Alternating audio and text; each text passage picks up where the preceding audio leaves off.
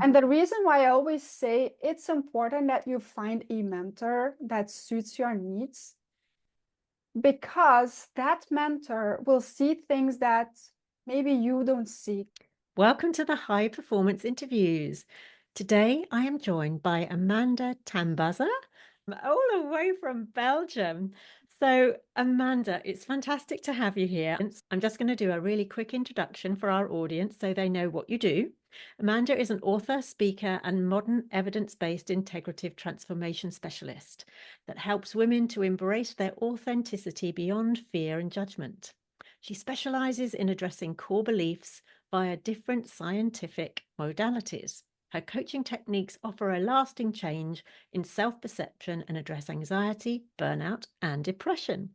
So, Amanda, share a little bit about how you came to be doing this, and perhaps if you did something before, was there a transition into doing this? Well, first of all, Lucy, thank you so much for having me. It's really a pleasure to be with you today and to be able to share my story and my inspiration to help other women.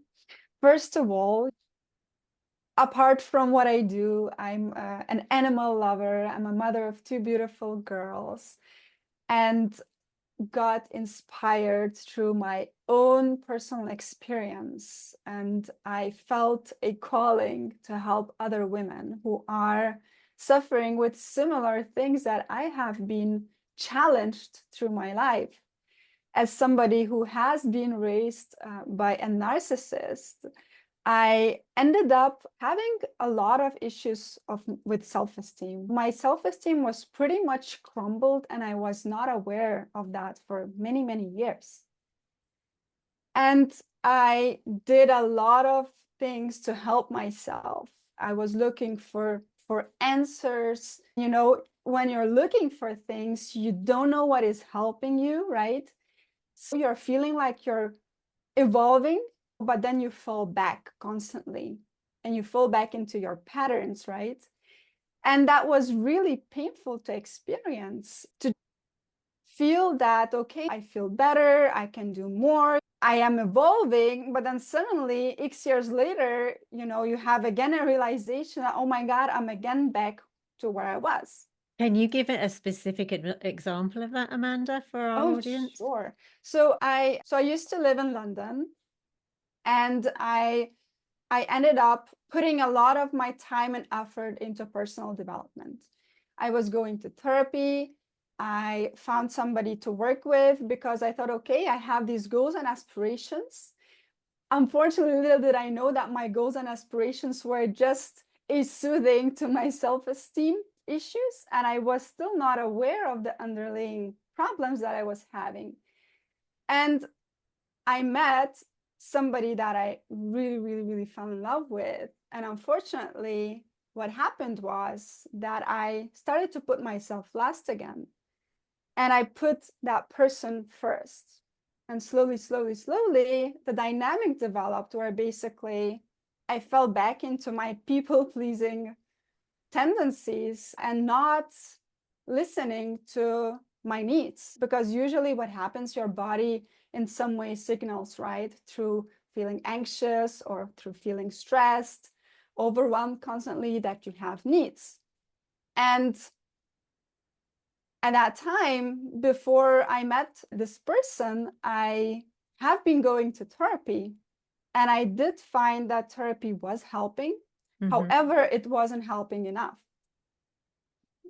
And the interesting thing is that when you are looking for help, you trust that somebody else can help you, right? And give you the right answers. Yeah.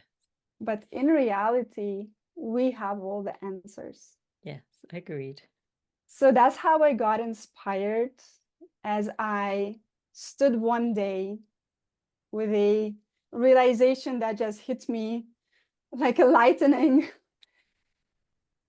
as I was at that time. So I just had a baby daughter, and I was feeling very empty and numb inside. And I was thinking, you know, why does this keep happening? because you would think you're putting so much work, you're trying to grow and evolve from the things, but somehow you're finding yourself back to where you were. Mm. Even though there are a lot of great experts to help you, right, to evolve. I found myself that therapy for me wasn't enough to find a lasting change. And I got inspired to search and educate for what would give that, Yes. what would secure that change, what would ensure that I wouldn't fall back again and again. So as I'm now coming back to sitting on the sofa with staring at this big blue-eyed beautiful baby girl, with really feeling bad and guilty that I'm not feeling happy in that moment, that I cannot just enjoy her presence, and I just feel a bad mother. I feel a bad person because deep inside you just feel disconnected. Yes. Yes. And the expectation is to feel joy and happiness and all of those things, right? And so if Exactly. you're feeling disconnected, there is a definite disconnect.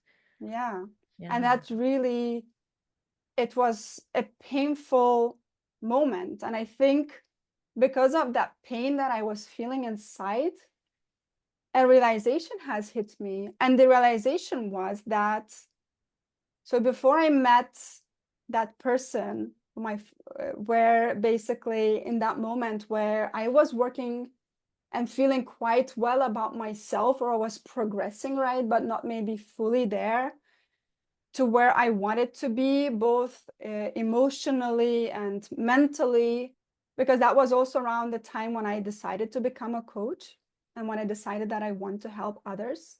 I got inspired, and somehow I ended up helping people with similar challenges that I had. Mm.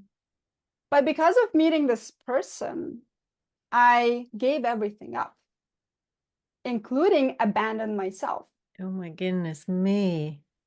So as I was sitting on the sofa and having realized, oh my God, I have been applying everything to others, but not myself. And where do you need to apply it first? But you know what it is, right? It's very easy to tell to others you should be doing this and that, right? It's very challenging, however, to do it to yourself, Yeah. because it's like holding a mirror, and it can be painful, in all honesty, right? It can Yeah. be painful to look at all the wounds that you have and heal them. Yeah. So looking back at all the things that I was doing and everything that I learned and research that I've done, because I also have a PhD in sciences. And I must say, I'm very, very lucky to have it, because that gives you scientific and analytical research skills. And thanks to that, I was able to not only learn and apply, but also research and find, okay, let's say, what is lacking? Yeah. Why is that in therapy I found some answers, but I wasn't able to put that in practice? So that's how my EBIT technique has been born, where basically I compiled a bunch of scientifically based techniques that take that everything that you learn, and usually what I experience, that people who are looking for a permanent change in their lives, they have been through different things. They went on to meditate, they most of the times also went to therapy, so they have a pretty good awareness and understanding that they need help, Yes. but they also need help to make sure that the changes that they're making, that they're lasting, and then they're not, you know, going back and over again in the same cycle. Yeah. Yeah. That pattern, when you get that pattern recognition, it's like, oh my goodness, I'm doing the same thing again, like you said, with yourself. That took you right back to where you were before, you had started the therapy, and all of that had just gone out the window. So it's really being aware of yourself, isn't it, Amanda, as well as understanding that that happens. So if any of our listeners are thinking, oh my goodness, I'm going through those patterns, I'm going round in a circle, and therapy can be great. However, I believe, as you have said, that a coach will ask you the right questions, knowing that you already have the answers. And that's where a coach is different than a therapist. And they're both good in their own right, but perhaps that stickability comes from you answering the questions as the coachee. And so, because the coach will ask the right questions. And when you've got somebody like Amanda and you've been through that kind of scenario that Amanda's been through, then she will definitely be able to ask you the right questions because she's already been through it. It's so authentic to her to be able to help you because she knows how you need the help, right? So I'm going to pass it back again to you, Amanda. What do you feel about that? Well, I totally agree with you. And what I found was that there is one missing link. In order to actually make sure that you have the change that you desire and that you secure it, the missing link is making sure that you develop self-esteem to the level where the outside world is not a trigger to you anymore. Mm. We tend to doubt ourselves because we come across situations and people where we're facing different challenges. And as a result, it's natural to sometimes doubt ourselves and not really be sure, okay, is my gut feeling, right or not? And I think as women, we are raised to not listen to it. So within my methods, I implement the missing link to build the core self-esteem to that level where basically you have a tree that is standing firm with deep roots, and it doesn't matter if it's high heat with, a lot of dry weather, or if it's pouring rain and blowing wind, you're still standing firm and unmoved. Love So that analogy. Yes. Oh my goodness, yeah. And you've got to that level 10 where somebody comes to try and knock you sideways, and it's like, no, I know my self-esteem, I know my worth. So with impression of the roots that somebody tries to knock you, those roots are so deep, you're not going anywhere. That sounds wonderful. And so are there any stories that you can share with us, or anything that sort of springs to mind? You think, oh, there was this one person that. sure, totally. I had a client who just out of burnout, and she came to me because she was looking for herself, but she was also feeling that she was slipping back into the burnout. She was a teacher and she was working at that time part-time. And actually, when we analyzed where she is at from, let's say, how she looks at herself, we discovered that she carried a lot of guilt. The fact that she was working part-time, and I'm saying that, like that because she felt guilty for others needing to, jump in because she wasn't there, right? And also because of her husband who had to supplement the missing part of her salary. Right. And the reason why she was slipping back into the burnout was because she was basically, instead of working part-time, she was actually working full-time, but she was being paid for working part-time. So she was overextending herself. And when we started to peel off that onion, and look at the core, what is underneath there, we found that she felt that she wasn't good enough and she needed to prove herself to others. And basically the fact that she wasn't able to, physically wasn't able to work full time because of the overwhelm and constantly feeling, at the edge of that burnout. And on top of that, having two small kids and needing to juggle that all, we worked on her belief system, because a lot of the times what happens in your belief system is that you think that these are all facts and that they are just true. You never question them.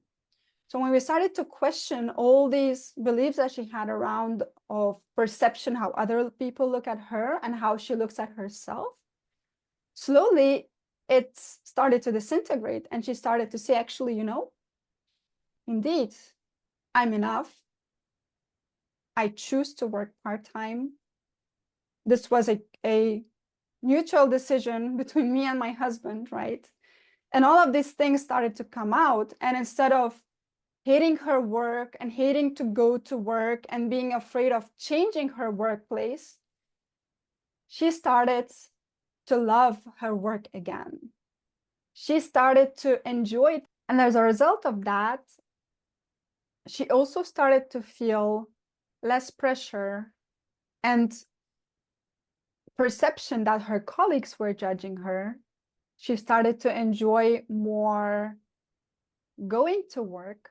She started to realize how much she loved it. And I find that the most beautiful part, actually, we started to realize as we were continuing to work together that actually she loves being a leader. So she has been exploring now for a while, because this is somebody that I'm still working with, to actually how she can take up leadership positions and not just what she was doing. Yeah. So not just being a teacher, but actually, she grew to that level where she's now exploring opportunities that she never thought possible because of the limiting beliefs that she had underneath that she wasn't aware of. And these were all just, we always interpret these things as facts. I must behave like this. For example, I must never say no. That's also a big one with the pleasers. I must always help others. I must always put others first.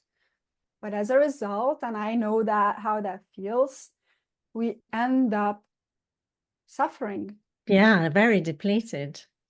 And indeed, and what happens is at the beginning, you can cope, but the more that you're coping, it's becoming harder and harder, and it starts to take a toll on you. And the reason why I always say it's important that you find a mentor that suits your needs, because that mentor will see things that maybe you don't see clearly yet. And that will help you to make a transition much faster to where you want to be. Oh, yes. That will help you to find your worth much faster and realize the things that maybe you never thought possible. So always say, find somebody with whom you resonate a lot and make sure that they help you to get to where you want to get. And I think that anything to do with self-esteem, this is a key component if you want to have a life that is healthy and balanced. Because the day that you grow your self-esteem, it's like a flower that is not blooming yet and it starts to open. This is what happens, and I see that with a lot of clients of mine, and I also experience that. When you realize your worth and when you realize what your standards are and should be, and when you firstly you gain a capacity to draw the boundaries that you deserve to have. And you don't draw boundaries because you get tools and tips of how to be more assertive and how you learn to say no. You really draw them because deep inside you value yourself to that level where you don't feel guilty or ashamed of doing that because you really know what you deserve. Yeah. Yeah. And you can help yourself so much by setting those boundaries and knowing, because it's not really about the other person, it is always about ourselves, those boundaries, and knowing how far you can take it before going into burnout, way before going into overwhelm, way before getting super anxious about something. And like you say, working with somebody who can see, because the way somebody described it to me was, the trouble with trying to coach yourself is you're inside the bottle. You can't read what it says on the label because you're inside the bottle. Whereas somebody else coming from a different angle, a coach or a mentor or whatever, is going to be able to see all of those things from a different angle that you can't possibly see yourself. And so you can speed through, you can turbocharge your success, your self-esteem, your anxiety, whatever that thing is for you that you want to go, I'm here, I want to be there, I want to feel good, I want to have more energy, I want to feel alive again, I want to feel myself again. That is just going to supercharge you to that place. And then, like your lady, who knows how far that's going to go, because now she's looking into leadership positions. She didn't even think that was what she wanted because she didn't know that was something that you were able to uncover, Amanda. So that is fantastic. So now, if somebody is thinking, I think Amanda's my lady, I'd love to have a chat with her, how do people get in touch with you? Well, I think the best way to do that is just go on my website and either book a call with me or discover some free resources that I have. I also have a 3-day mini video course, which is basically some tools for you to learn to connect with yourself. So this is just a step to feel, how can I do that? Yeah. And why is it that I feel constantly overwhelmed and unappreciated? I Fantastic. think And I'm that's going to that's put all the details down in the description box below so that if you didn't catch that, then you can still look in the description box below and you can find Amanda there. Because when you start to do something like that, and that sounds awesome, the 3-day mini video course, because you get to presumably find out more about Amanda, how she works. You'll be able to go deeper with that and then really decide if you want to take things further. But at least you've taken the first step for yourself to move forwards. Amanda, is there anything left on your heart that you would like to share with our audience before we go? well, I think that one thing maybe to realize, a beautiful thing is that the people that have to get boundaries are the ones that really need them. And I Yeah. think it's such a beautiful thing to just pause and take that in for a moment. Because sometimes we feel so bad at giving boundaries, and we'd never consider that actually, or maybe that person needs the boundaries. Yeah. Interesting, isn't it? Yeah, flipping it completely round. Yeah, love that. Thank you so much, Amanda. It's been great listening and chatting with you. And there will be another video coming up on screen. So I'm going to see you over there. In the meantime, have the most awesome day. Thank you again, Amanda, for your time and taking Thank time. you so much for having me. It was really a pleasure, Lucy. You are most welcome. Thanks again. And bye to our audience. Take care. See you soon.